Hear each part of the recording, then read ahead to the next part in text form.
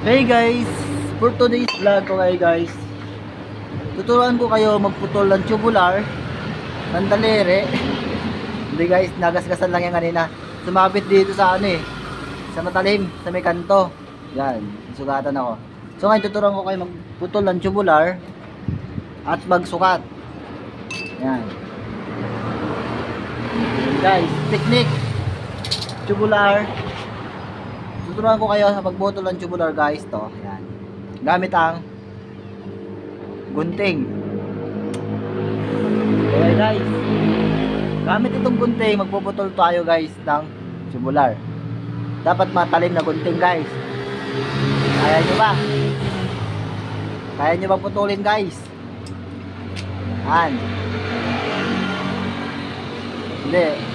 Sige guys, ganito tuturuan ko kayo. Itong gunting guys, nahawak-hawak ko. Okay guys. Itong gunting na to guys, matalim yan. Yan. Ito yung tubular ay may kapal na 1.5 mm. 1.5 mm ang kapal. Okay guys. Itong gunting na to, okay, ilalayo ko muna guys. Ito na, manood kayo mabuti guys ha. Itong gunting na to guys, itong gunting na to, ilagay nyo dito sa baba. Yan. Tapos, yan. Huwag kayo ng tubular na mahaba.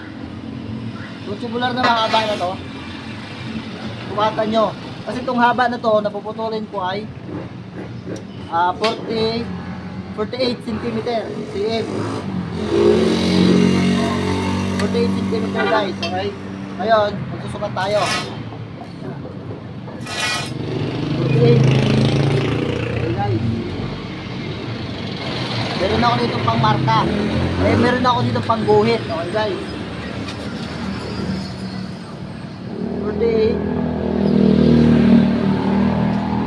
48. Markahan muna natin guys. Okay. Yan. Higit na natin. Manood kayo guys. No? Maigil guys. Patuloy nyo mabuti. Yan. Markahan nyo ang bawat kanto para straight.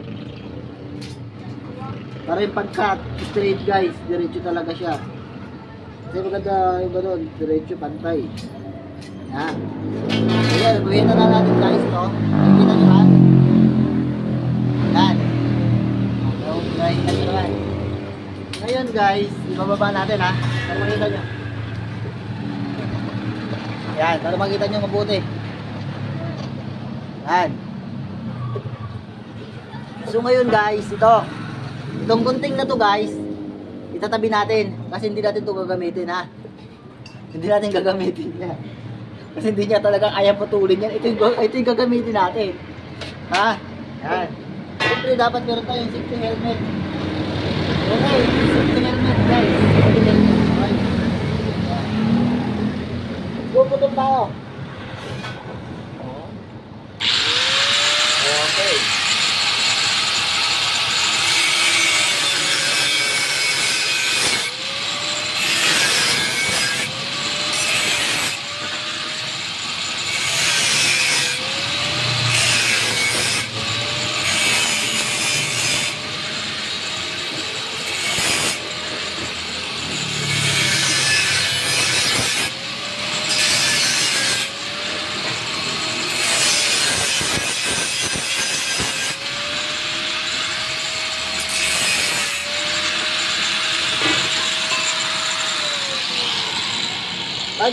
Pag nagputol kayo guys ng tubular na ganito, huwag nyo nang isagad kasi may chance na maipit ang talim. Kasi lalo na yung pinupatungan natin ay hindi naman pantay or yung tubular ay nakabaluktot minsan, naka-curve lang ng konti. Kaya may chance na maipit siya kasi ganun siya kaya gumanon. May chance na maipit ang talim. Pag naipit ang talim guys, delikado. Kaya delikado kayo. Dapat ingat lang. Saka pag nagputol nyo na, linisan na rin natin itong pinagputulan para hindi siya nakasugat katulad dito na sugatan ako.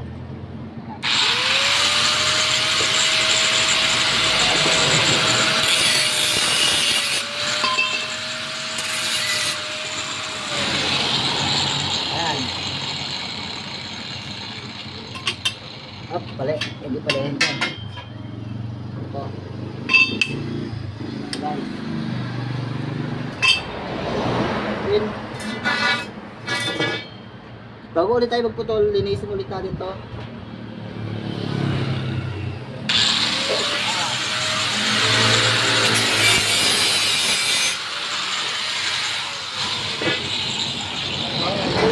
Another sukat ulit.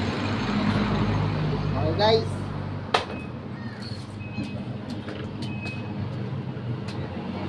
Marka. Okay, ito yung pagmarka ko guys ha. 58 cm.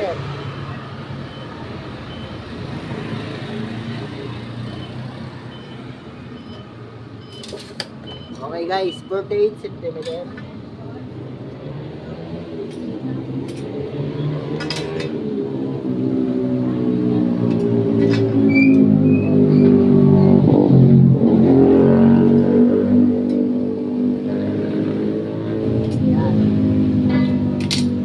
Okay, putol ulit tayo guys.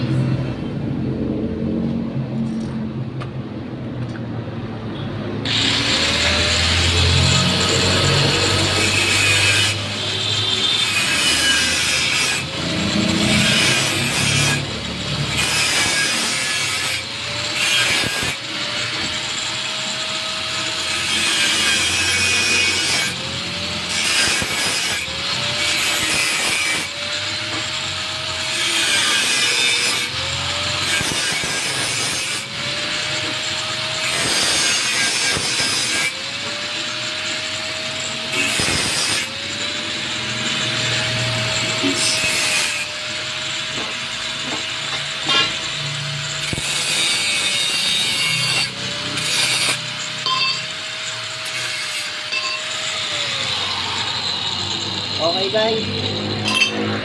Okay. Ayan. So sana may nakuha na naman kayong kalukuhan sa akin. So yun guys, sana may nakuha na naman kayong kalukuhan. Okay guys, thank you sa panonood. Subscribe po kayo sa YouTube channel.